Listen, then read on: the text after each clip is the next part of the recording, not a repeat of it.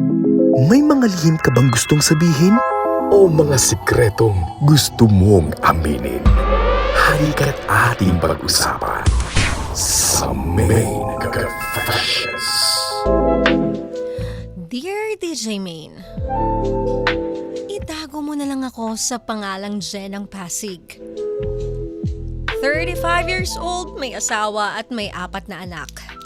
Nagtatrabaho ako bilang isang staff ng isang bangko. Kahit regular ako sa trabaho, ay medyo kapos pa din ang kinikita ko. Kaya naman, madalas ay rumarakit ako ng online selling.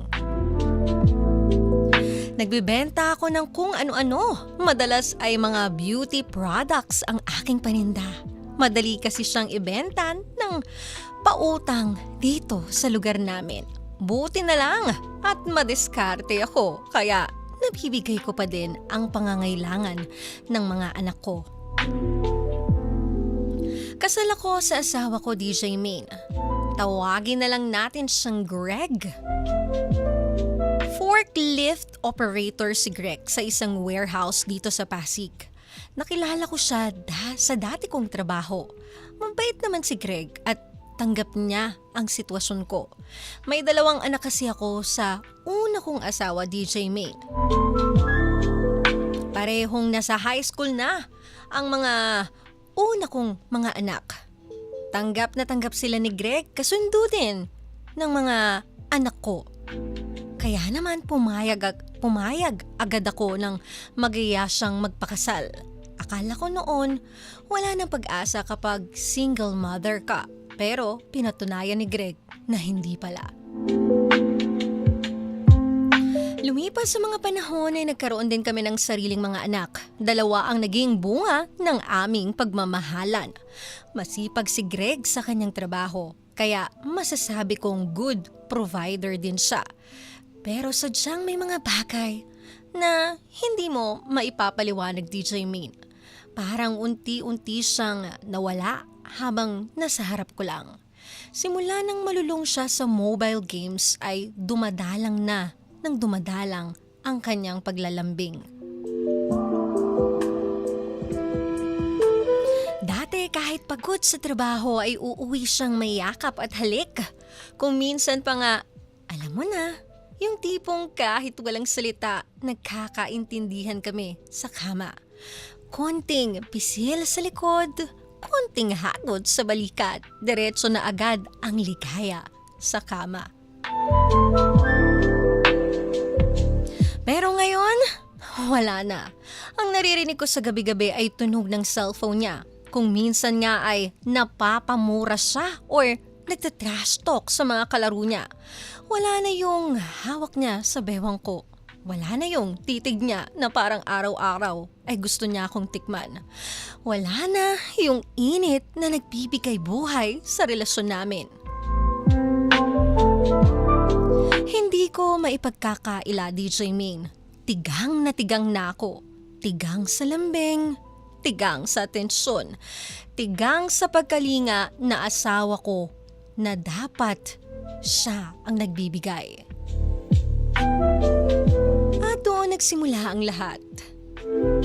Isang araw habang ako ay namimili sa palengke, ay nakasabay ko ang ex ko na itatago natin sa pangalang Eric. Ex ko si Eric noong high school, pero hindi siya ang ama ng una kong mga anak. In fairness, DJ Main, kahit ilang taon ko siyang hindi nakita, kinabahan pa din ang puso ko. Parang may kilig, kahit alam kong hindi tamang kiligin.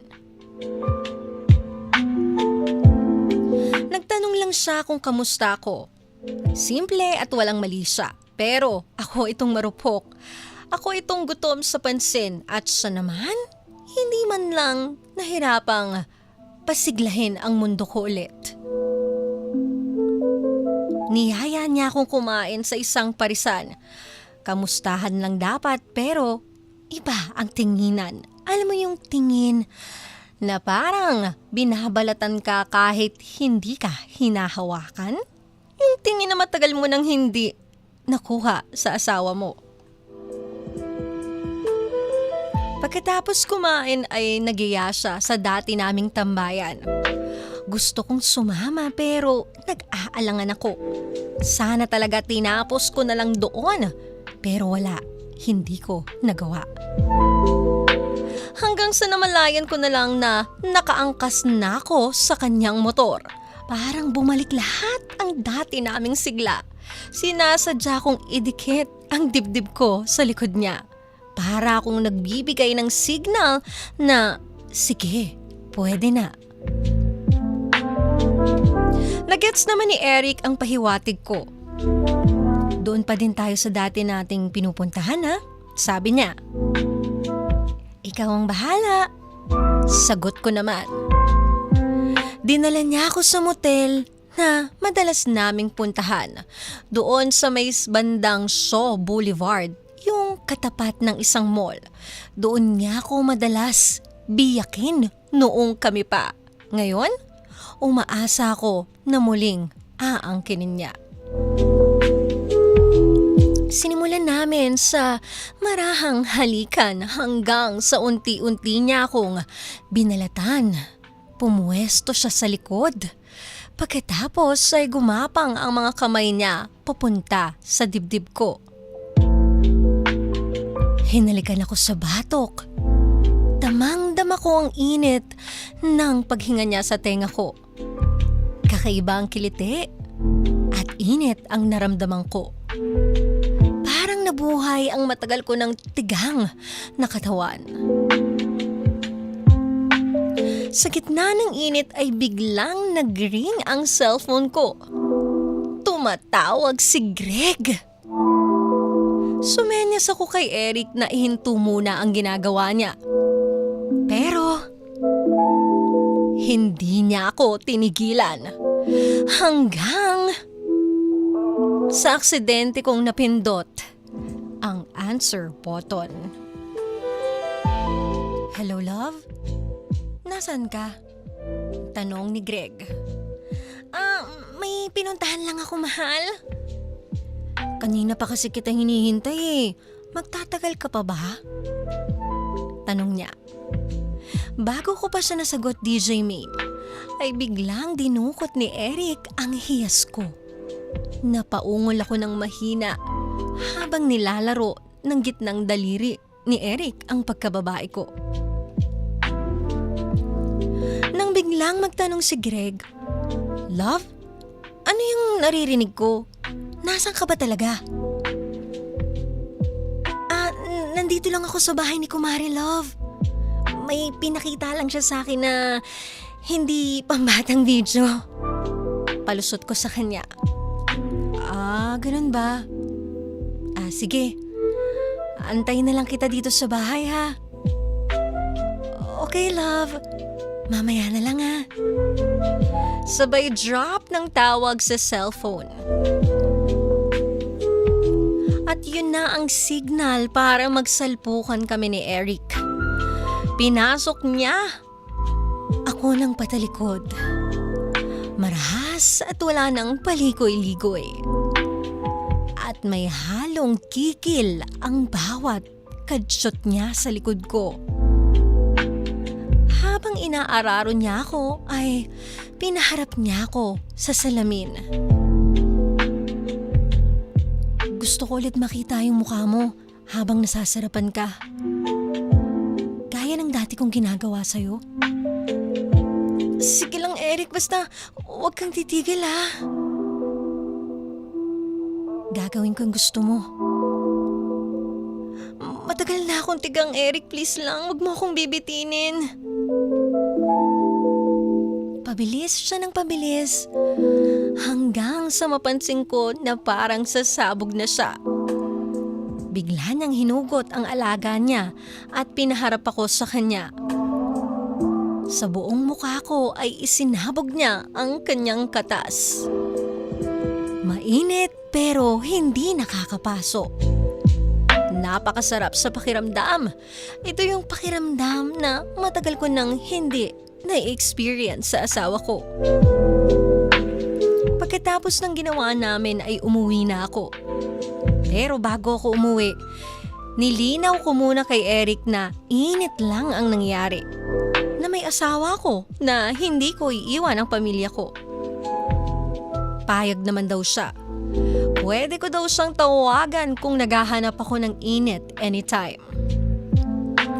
Pag-uwi ko, nakita ko si Greg. Nakatutok pa rin sa cellphone.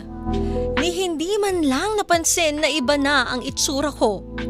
Parang mas kabisado pa niya ang rank niya sa laro kesa sa katawan ko. Simula nung DJ Min ay parang hindi ako mapakali. Oo, guilty ako. Pero may parte sa akin na nagsasabing, bakit mo hinayaang maging ganito kayo? At may parte rin na nangungusap na. Pero mali ang ginawa mo, Jen. DJ May, nalilito ako. Hindi ko alam kung aayusin ko pa ba si Greg na parang ako na lang ang lumalaban?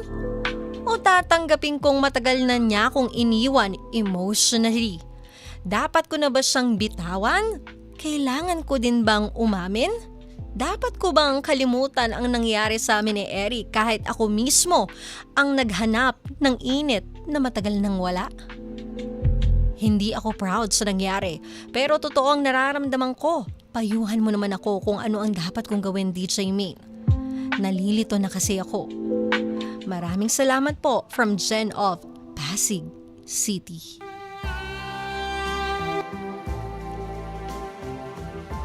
Well, napakabigat nun. Mainit pero mabigat. Masarap pero mali. Nako, samahan niyo akong bigyan ng advice. Si Jen, ang ating letter sender sa kanyang confession. Kaya pakatutukan niyo yan. At tayo ay naka-live pa rin sa ating YouTube channel 92.3 FM Radio Manila. Kung may side comment kayo, may gusto kayo sabihin kay Jen na alam nating pwedeng makatulong sa kanya lalo ngayong nalilito siya, pwede kayo maki-interact sa ating live stream. But for now, balik muna tayo sa mga magagandang kanta na talaga namang nakaka-relax, nakaka-good vibes, nakaka-in-love at mga nostalgic na song ngayong gabing ito. Hatid sa inyo ng 92.3 FM Radio Manila, your favorite music radio, Ka-Vibes. Main Event.